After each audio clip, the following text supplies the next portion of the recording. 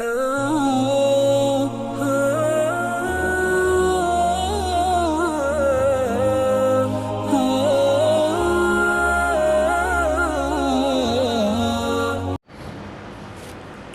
علیکم ورحمۃ اللہ وبرکاتہ۔ الحمد للہ نحمده ونستعینه ونستغفره ونؤمن به ونتوکل علیہ ونعوذ باللہ من شرور انفسنا ومن سیئات اعمالنا من يهده الله فلا مضل له ومن يضلل فلا هادی له ونشهد ان لا الہ الا اللہ وحدہ لا شریک له ونشهد أن سيدنا ونبينا مولانا محمدا عبده ورسوله أما بعد فقد قال الله تبارك وتعالى في القرآن المجيد والفرقان الحميد أعوذ بالله من الشيطان الرجيم بسم الله الرحمن الرحيم ألا إن أولياء الله لا خوف عليهم ولا هم يحزنون وقال تعالى في موضع آخر فاتقوا الله ما استطعتم وقال ومن يتق الله يجعل له مخرجا ويرزقه من حيث لا يحتسب صدق الله مولانا العظیم۔ محترم معزز سامعین، سیرت النبی صلی اللہ علیہ وسلم کا ایک سلسلہ جو چل رہا ہے اور انشاءاللہ آئندہ زمانے میں بھی بہت دیر تک، بہت دنوں تک انشاءاللہ اسی عنوان سے آپ حضرات کے سامنے بات آتی رہے گی، لیکن بیچ بیچ میں کبھی حالات حاضرہ کے تحت یا کسی خاص موضوع کے تحت کوئی اور عنوان بھی منتخب کیا جائے گا، جیسا کہ آج آپ حضرات کے سامنے حضرت شیخ عبدالقادر جیلانی رحمۃ اللہ علیہ اور آپ کی تعلیمات کو بیان کرنے کا ارادہ کیا گیا ہے۔ سب سے پہلے تو ایک مسئلہ، اور وہ مسئلہ یہ ہے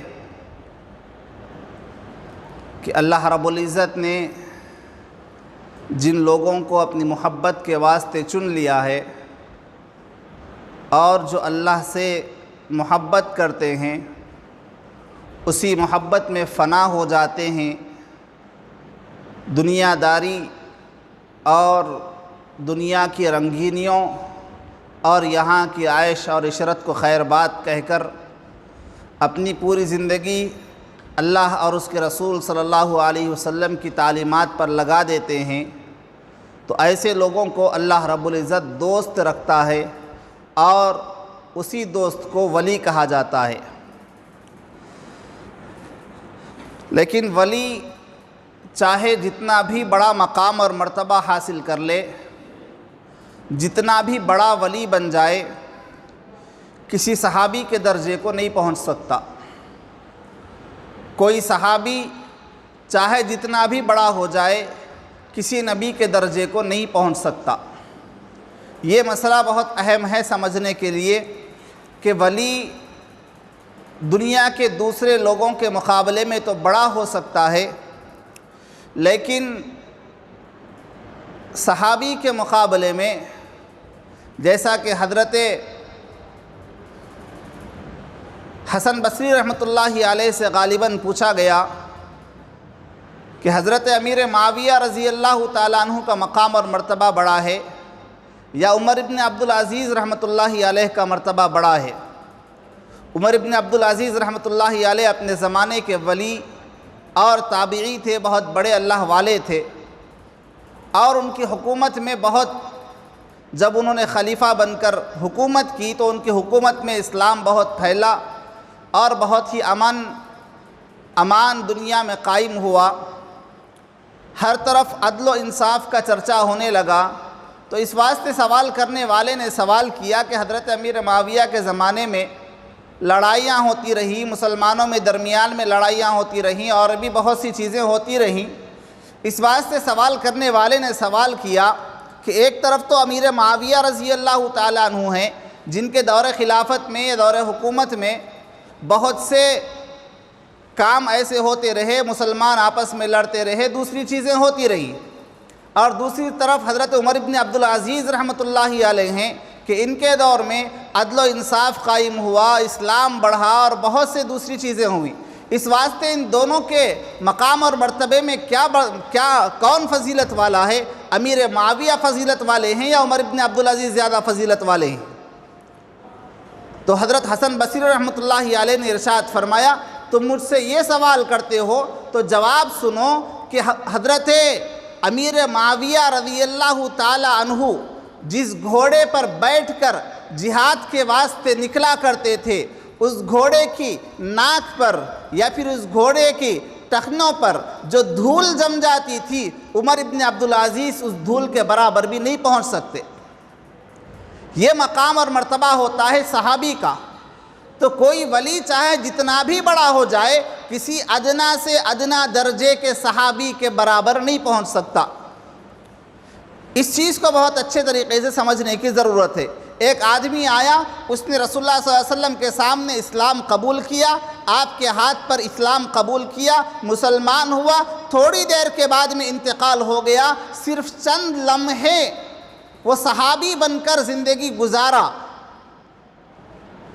اس نے کوئی نمازیں نہیں پڑھی، اس نے کوئی روزے نہیں رکھے، اس نے کوئی جہاد نہیں کیا، اس نے کوئی زکوٰۃ نہیں دی، اس نے کوئی حج نہیں کیا، اس نے کوئی عمرے نہیں کیے، اسلام قبول کیا، تھوڑی دیر کے بعد میں انتقال ہو گیا۔ اور دوسری طرف ایک اللہ کا بندہ، ایک اللہ کا ولی، جس نے پوری زندگی صبح سے لے کر شام تک اللہ کے ذکر میں گزار دی، رات بھر اللہ کے ذکر میں گزار دی، دن بھر روزے رہتے ہوئے گزار دیے، پوری زندگی 70-80 سال کی زندگی اسی طریقے سے گزار دی، لیکن اس کے باوجود یہ اللہ کا یہ ولی صحابی اس صحابی کے درجے کو نہیں پہنچ سکتا جس نے صرف کلمہ پڑھا اور فوراً اس کا انتقال ہو گیا۔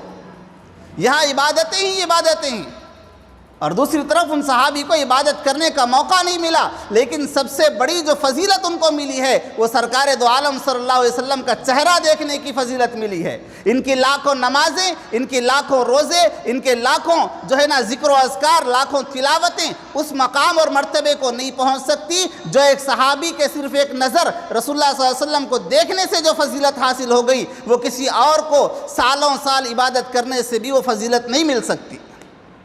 یہ بہت بڑا فرق ہے ایک صحابی اور ایک ولی کے درجے میں۔ الغرض حضرت عبد القادر جیلانی رحمۃ اللہ علیہ گیلان کے ایک شہر ہے گیلان، وہاں پر آپ پیدا ہوئے، اسی واسطے آپ کو حضرت عبد القادر جیلانی رحمۃ اللہ علیہ کہا جاتا ہے۔ جگہ کا نام ہے گیلان، اور جیلان بھی اسے کہتے ہیں۔ وہاں پر آپ کی پیدائش ہوئی۔ اللہ رب العزت نے یہ مقام دیا کہ پورے اولیاء اللہ کو جو مقام اور مرتبہ حاصل ہے، ان تمام اولیاء اللہ کا سردار جو ہے، حضرات علماء اکرام نے لکھا ہے کہ وہ حضرت عبد القادر جیلانی رحمۃ اللہ علیہ ہیں۔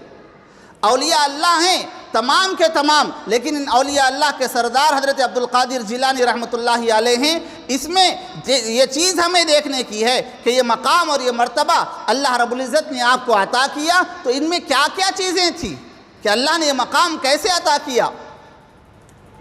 یہ چیز سوچنے اور سمجھنے کی ہے میرے بھائیوں۔ حضرت عبد القادر جیلانی رحمۃ اللہ علیہ، آپ کو سناؤں میں حالات کیسے عجیب و غریب حالات۔ ایک شخص عبداللہ صومعی رحمۃ اللہ علیہ نام کے ایک بہت بڑے اللہ والے، ایک مرتبہ کسی جنگل سے جا رہے تھے، جاتے جاتے راستے میں ایک نہر آئی، اس نہر میں ان کو وضو کرنے کا ارادہ ہوا، وضو کرنے کے واسطے وہاں پر گئے اس نہر کے پاس، وضو کر رہے ہیں کہ اچانک کیا دیکھا کہ اس بہتے ہوئے پانی سے ایک سیب آ رہا ہے۔ بھوک اور پیاس کی حالت تھی، فوراً اس سیب کو اٹھایا اور بھوک کی وجہ سے فوراً اس سیب کو کھا لیا، لیکن سیب کے کھاتے ہی یہ خیال پیدا ہوا کہ پتہ نہیں یہ سیب کا مالک کون ہوگا، بغیر مالک کی اجازت کے میں نے سیب کھا لیا ہے۔ ایک سیب کے کھانے پر یہ خیال پیدا ہو رہا ہے کہ مالک کی اجازت کے بغیر میں نے سیب کھا لیا ہے، کل قیامت میں مجھ سے اس سیب کے بارے میں سوال ہوگا۔ پریشان ہوئے، تلاش کیا کہ جس راستے سے یہ پانی آ رہا ہے اسی راستے کو جاؤں گا، واپس اسی راستے میں پہنچے جس طرف سے پانی آ رہا تھا۔ چلتے چلتے چلتے کئی کلومیٹر پہنچ جانے کے بعد میں دیکھا کہ ایک باغ ہے، کئی کلومیٹر ایک سیب کے کھانے کی وجہ سے پہنچے۔ وہاں پر باغ کے مالک کے پاس گئے اور جا کر باغ کے مالک سے کہا کہ بھائی میں نے دیکھا کہ آپ کا جو سیب کا باغ ہے اس باغ کے کچھ درخت ایسے ہیں جو نہر کے کنارے لگے ہوئے ہیں، یہاں سے ایک سیب گرا اور پانی بہتے بہتے بہتے وہاں تک پہنچا اور میں نے آپ کی اجازت کے بغیر اس سیب کو کھا لیا ہے۔ اب یا تو آپ مجھے معاف کریں یا اس سیب کی قیمت لے لیں۔ وہ باغ کے مالک جو تھے وہ بھی اللہ والے تھے، اللہ والوں کی نظریں اللہ والوں کو پہچان لیا کرتی ہیں۔ آج عام طور پر لوگ سوال کرتے ہیں اور لوگوں کے ذہنوں میں یہ سوال ہوتا ہے کہ آج ہمیں کوئی اللہ والا نظر کیوں نہیں آتا، آج ہمیں کوئی اللہ کا ولی نظر کیوں نہیں آتا۔ اس کی سب سے بڑی وجہ یہ ہے ہماری نگاہیں خراب ہوئی ہیں، جس کی وجہ سے ہمیں کس کے اندر اللہ کی محبت نظر نہیں آتی۔ ورنہ تلاش کرو تو آج بھی کئی اللہ والے آپ کو نظر آ جائیں گے، اللہ کے کئی ولی آپ کو بازاروں میں مل جائیں گے، فروٹ کی منڈیوں پر مل جائیں گے، جو رات میں بغیر کھائے پیے کے سو جاتا ہے لیکن حرام کا ایک لقمہ نہیں کھاتا۔ یہی ہے اللہ والے۔ ہم یہ سمجھتے ہیں کہ اللہ والے صرف وہ ہیں جو کرامتوں کا جن سے ظہور ہو جائے۔ کرامتیں اصل مقصد نہیں ہوتی، کرامتیں تو ان لوگوں کے واسطے ہوتی ہے جو نہیں ماننے والے ہوتے۔ تو نہیں مانتا تو تجھے منوانے کے واسطے یہ کرامت ہے، اور جو ماننا چاہتا ہے اس کے واسطے کرامتوں کی ضرورت نہیں ہوتی۔ تو بازاروں میں آپ کو مل جائیں گے، چھوٹی چھوٹی دکانوں پر آپ کو مل جائیں گے کہ کئی اللہ والے ایسے ہیں جو 5 وقتہ نمازی ہیں، حرام کا ایک لقمہ نہیں کھاتے۔ ہماری نگاہیں اگر خراب ہو چکی ہے تو پھر ہم ان چیزوں کو نہیں دیکھ سکتے۔ وہ اللہ والے تھے، انہوں نے پہچان لیا کہ بھائی یہ کون سا بندہ ہے کہ اس زمانے میں صرف ایک سیب کھا کر اتنی دور سے یہاں پر آیا ہے۔ تو فوراً کہا کہ ہاں تم نے سیب تو کھا لیا ہے، میں ایسے ہی معاف نہیں کروں گا۔ کہا کہ حضرت آپ جو سزا دینا چاہیں دے، لیکن اس کے بعد مجھے معاف کر دیں۔ تو کہا کہ ٹھیک ہے، اگر تم یہ چاہتے ہو کہ تم نے جو سیب کھایا ہے اس کو معاف کر دیا جائے تو اس کے واسطے ایک شرط ہے۔ کہا کہ کیا شرط؟ آپ جو شرط کہیں میں ادا کرنے کے واسطے تیار ہوں، اس لیے کہ مجھے قیامت میں اللہ کے سامنے جواب دینا پڑے گا اور وہاں پر جواب دینے کی میرے پاس طاقت نہیں ہے۔ تو کہا کہ ٹھیک ہے، اگر تم یہ چاہتے ہو کہ میں اس غلطی کو معاف کروں تو پھر تمہیں میرے باغ میں 12 سال تک نوکری کرنی پڑے گی۔ ایک سیب کے کھانے پر 12 سال کی نوکری۔ کہا کہ ٹھیک ہے، اس کے بعد اب اگر آپ مجھے معاف کر دیں گے تو 12 سال تک میں آپ کے کھیت میں نوکری کرنے کے واسطے تیار ہوں۔ وہ بھی پہچاننا چاہتے تھے، دیکھنا چاہتے تھے کہ آخر یہ اللہ کا بندہ کون سا ہے جو 4-5 کلومیٹر کا سفر کر کے صرف ایک سیب معاف کروانے کے واسطے آیا ہے۔ 12 سال تک عبداللہ صومعی رحمۃ اللہ علیہ اس بازار میں رہے، اس باغ کے مالک کے پاس رہے، باغ کی نگرانی کرتے رہے۔ 12 سال کے گزرنے کے بعد میں ابھی مدت ختم ہونے والی تھی 12 سال کی، اچانک ایک مرتبہ باغ کا مالک باغ میں آتا ہے اور کہتا ہے حضرت عبداللہ صومعی رحمۃ اللہ علیہ سے کہ جاؤ مجھے سیب کھانے کی جو ہے نا خواہش ہو رہی ہے، جاؤ کوئی ایک اچھا سا سیب تلاش کر کے لاؤ، توڑ کر لاؤ۔ وہ گئے اور جا کر ایک سیب توڑ کر لایا۔ جیسے ہی سیب اس باغ کے مالک نے چکھا، کھایا تو دیکھا کہ بالکل بدمزہ۔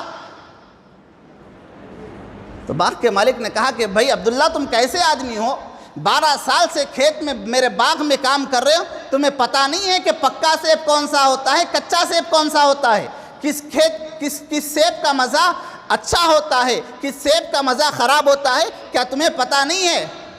تو عبداللہ صومعی رحمۃ اللہ علیہ نے کہا کہ آپ نے مجھے باغ کی نوکری پر رکھا ہے، سیب کھانے کے واسطے نہیں رکھا۔ خدا کی قسم 12 سال گزر گئے، آج تک میں نے کسی سیب کو چکھ کر نہیں دیکھا۔ اور کہا کہ ایک سیب کھانے کی وجہ سے 12 سال کی سزا ملی، میں کیا پاگل ہوں جو دوسرا سیب کھا لوں گا؟ آج تک میں نے کسی سیب کو ہاتھ نہیں لگایا۔ جب یہ دیکھا باغ کے مالک نے تو فوراً کہا کہ ہاں میں تمہارا امتحان لینا چاہتا تھا، تم اس امتحان میں کامیاب ہو گئے، اب میں تم کو معاف کر سکتا ہوں، لیکن میری دوسری شرط باقی ہے۔ کہا کہ کیا ہے دوسری شرط؟ کہا کہ دوسری شرط یہ ہے، اگر تم سیب کی معافی چاہتے ہو تو پھر تمہیں میری لڑکی سے، میری بیٹی سے نکاح کرنا پڑے گا۔ اچھا میری بیٹی ہے کیسی؟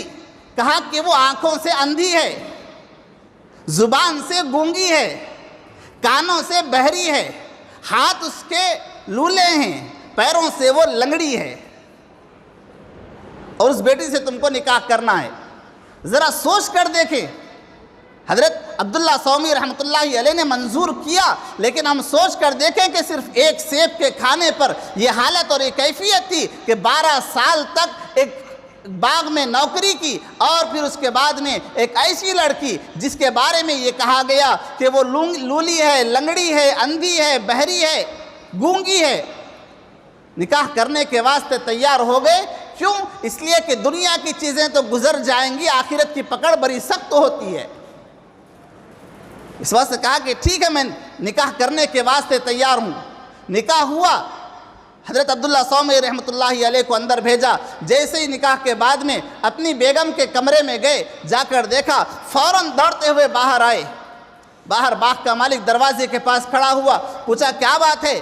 بیگم کے پاس گئے اور واپس کیوں بھاگ کر آئے؟ تو اس نے کہا کہ بھائی میرا نکاح تو آپ کی بیٹی کے ساتھ ہوا ہے، میں اندر جا کر کیا دیکھتا ہوں کہ وہاں پر ایک نہایت ہی حسین، جمیل، خوبصورت لڑکی بیٹھی ہوئی ہے۔ آپ نے تو کہا تھا کہ آپ کی بیٹی لنگڑی ہے، لولی ہے، اندھی ہے، بہری ہے، بول نہیں سکتی، گونگی ہے، لیکن اندر تو ایک حسین و جمیل لڑکی بیٹھی ہوئی ہے۔ کہا کہ ہاں وہی میری بیٹی ہے، وہی میری بیٹی ہے۔ پھر میں نے جو یہ کہا تھا کہ وہ لنگڑی ہے، لولی ہے، بہری ہے، اندھی ہے، وہ اس واسطے کہا تھا کہ میری بیٹی نے آج تک کبھی کسی غیر محرم کی آواز میں اپنے کانوں میں پڑنے نہیں دی، اس واسطے میں نے اس کو بہری کہا تھا۔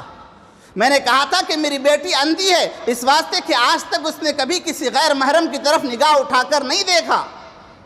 میں نے کہا تھا کہ میری بیٹی گونگی ہے، بول نہیں سکتی، میں نے اس واسطے کہا تھا کہ آج تک میری بیٹی کی زبان سے کوئی غلط کلمہ نہیں نکلا۔ میں نے کہا تھا کہ ہاتھ اور پیر کام نہیں کرتے، اس واسطے کہ میری بیٹی نے کبھی اپنے ہاتھوں کو اور اپنے پیروں کو کبھی غلط کام کے واسطے استعمال نہیں کیا، اس واسطے میں نے تمہارے سامنے ایسے الفاظ کہے تھے۔ الغرض نکاح ہوا، اور اس کے بعد میں دونوں اللہ والے عبداللہ سومی رحمۃ اللہ علیہ اور ان کی بیوی جو ہے نا اس باغ کے مالک کی بیٹی حضرت عبداللہ سومی رحمۃ اللہ علیہ کی بیوی، ان دونوں نے زندگی گزاری۔ اللہ رب العزت نے ان کے تقوی کی بنیاد پر، باپ کا تقوی، ماں کا تقوی، جس ماں نے کبھی کسی غیر محرم کی طرف نگاہ نہیں اٹھائی، جس ماں کی کانوں میں کبھی غیر محرم کی آواز نہیں گئی، جس ماں کی زبان سے کبھی اللہ اور اس کے رسول کی نافرمانی کی باتیں نہیں نکلی، اس ماں سے اور اس باپ سے جس نے صرف ایک سیب کھانے کی بنیاد پر 12 سال تک باغ میں نوکری کی تھی، ان دو مرد اور عورت سے اللہ رب العزت نے جس اولاد کو پیدا کیا، اس اولاد کا نام تھا حضرت عبدالقادر جیلانی رحمۃ اللہ علیہ۔ ماں ایسی، باپ ایسا، تو پھر بچے بھی عبدالقادر جیلانی رحمۃ اللہ علیہ بنتے ہیں۔ ماں باپ کی تربیت اپنے بچوں کے واسطے بڑی اہم اور ضروری ہوتی ہے۔ آج ہماری حالت پر چاہے کتنا افسوس کیا جائے کم ہے کہ ہم نے اپنے بچوں کو اسکولوں کے حوالے کر دیا، کانوینٹس کے حوالے کر دیا، ہم نے اپنی پوری ذمہ داری، تربیت کی پوری ذمہ داری اسکولوں کے حوالے کر دی، کالجوں کے حوالے کر دی، جس کی وجہ سے ہمارے بچے آج صحیح راستے سے ہٹ کر غلط راستے کی طرف بڑھتے چلے جا رہے ہیں۔ یہ والدین کی ذمہ داری ہوتی ہے اپنے بچوں کی تربیت کرنا۔ آج ہم نے بچوں کو اسکولوں کے حوالے کر دیا، بچہ گھر کو آتا ہے تو اللہ اور اس کے رسول کی باتیں نہیں کرتا، وہ دنیا کے فیشن کی باتیں کرتا ہے۔ ہماری لڑکیاں بالغ ہونے کے بعد بھی جینس اور ٹی شرٹ پہننے پر فخر محسوس کرتی ہیں، ان کو اسلامی لباس پسند نہیں آتا، ان کو اسلامی تہذیب پسند نہیں آتی، اس واسطے کہ ہم نے اپنی بچوں کی تربیت نہیں کی۔ یہ بہت اہم چیز ہوتی ہے اپنے بچوں کی تربیت کرنا۔ تو الغرض اللہ رب العزت نے جو اولاد عطا فرمائی عبد القادر جیلانی رحمۃ اللہ علیہ کی صورت میں عطا فرمائی، اور آپ کا تقویٰ کیا، یہی عبد القادر جیلانی رحمۃ اللہ علیہ تھوڑے بڑے ہوئے، واقعات آپ نے سنے ہیں، دوبارہ ان واقعات کو آپ کے سامنے ذکر کر رہا ہوں تاکہ ہم اپنے ایمان کو اس طریقے سے بنائیں، اپنے اعمال کو اس طریقے سے بنائیں۔ علم کا سفر ہوا حضرت عبد القادر جیلانی رحمۃ اللہ علیہ کا، ماں سے اجازت لی، ماں نے اجازت دی، جانے کے واسطے جیسے ہی نکلے حضرت عبد القادر جیلانی رحمۃ اللہ علیہ، ماں نے بلایا اور بلا کر کہا کہ بیٹے تم سفر کے واسطے جا رہے ہو، تمہارے باپ کا تو انتقال ہو گیا، میرے پاس کچھ پیسے موجود ہیں، یہ 40 درہم موجود ہیں، ان کو میں نے تمہاری آستین کے بغل میں نے ان کو سی دیا ہے، ان کی حفاظت کے ساتھ لے جانا، تمہاری آستین میں نے ان پیسوں کو سی دیا ہے۔ جاتے جاتے کہا کہ بیٹے میری نصیحت سنو، ماں کی تربیتیں یہ ہوتی تھی، مائیں بچوں کو اپنے گودی میں سلاتے وقت میں اللہ اور اس کے رسول کی باتیں سنایا کرتی تھی، اولیاء اللہ کے قصے اور کہانیاں سنایا کرتی تھی۔ آج ہمارے ماحول یہ ہو چکا، ہر ایک کا، آپ کا میرا ہر ایک کا ماحول یہ ہو چکا ہے کہ جب تک بچے کے ہاتھ میں موبائل دے کر نہیں سناتے بچہ سونے کے واسطے تیار نہیں ہوتا، جب تک بچے کے ہاتھ میں موبائل نہیں دیتے اور کارٹون نہیں دکھلاتے بچہ کھانا نہیں کھاتا۔ یہ بچے جب کارٹون دیکھ کر کھانا کھا رہے ہیں، یہ بچے جب کارٹون دیکھ کر سو رہے ہیں، تو پھر آگے بڑے ہو کر یہ کام بھی وہی کر رہے ہیں جو کارٹون والے ہوتے ہیں۔ یہ اولیاء اللہ کے کام نہیں کر رہے، کارٹون والے کام کر رہے ہیں، اس لیے کہ تربیت ان کی ایسی ہوئی ہے۔ لیکن وہ مائیں تھیں جنہوں نے اپنے بچوں کی تربیت ایسے کی، کہا کہ بیٹے چاہے جتنی بڑی مصیبت آ جائے جھوٹ ہرگز نہ کہنا۔ کہا کہ امی جان آپ کی بات میں نے سنی، اپنے دل میں بٹھائی، نکلے حضرت عبد القادر جیلانی رحمۃ اللہ علیہ۔ واقعہ آپ کو پتہ ہے کہ ڈاکوؤں کا ایک قافلہ آیا، جس کشتی سے آپ سفر کر رہے تھے، اس کشتی میں ڈاکوؤں نے حملہ کیا، پورے لوگوں کی تلاشی لی گئی۔ ایک ڈاکو حضرت عبد القادر جیلانی رحمۃ اللہ علیہ کے پاس آیا، دیکھا چھوٹا سا بچہ ہے، اس کے پاس کیا مال ملے گا، چلو پھر بھی جاتے جاتے پوچھ لیتا ہوں، امید تو نہیں ہے کہ مال ہے۔ جاتے جاتے پوچھا کہ بھئی کچھ ہے کیا پیسے، بولے کہ 40 درہم ہے۔